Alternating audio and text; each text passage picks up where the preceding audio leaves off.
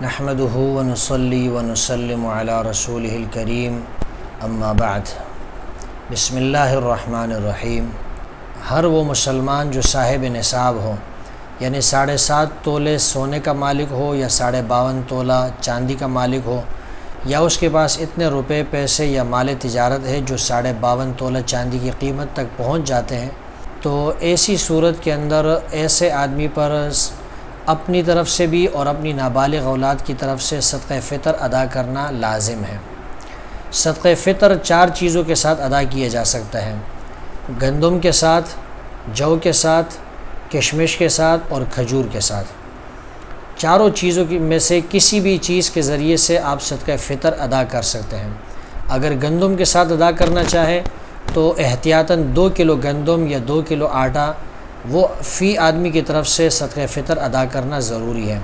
اور اگر کھجور یا جو یا کشمش کے ذریعے سے صدقہ فطر ادا کرنا چاہے تو پھر 3.5 کلو یعنی 3.5 کلو جو، 3.5 کلو کھجور یا 3.5 کلو کشمش ایک آدمی کی طرف سے صدقہ فطر ادا کرنا یہ ضروری ہوگا۔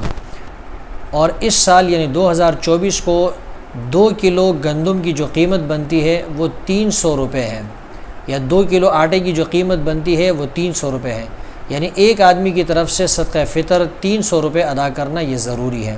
اور اگر کوئی شخص جو ہے وہ جو کے اعتبار سے پیسے دینا چاہتا ہے تو وہ 580 روپے جو ہے فی آدمی کی طرف سے ادا کرے گا۔ اور اگر کوئی شخص کھجور کے اعتبار سے صدقہ فطر دینا چاہتا ہے تو پھر وہ 1925 روپے صدقہ فطر فی آدمی کی طرف سے ادا کرے گا۔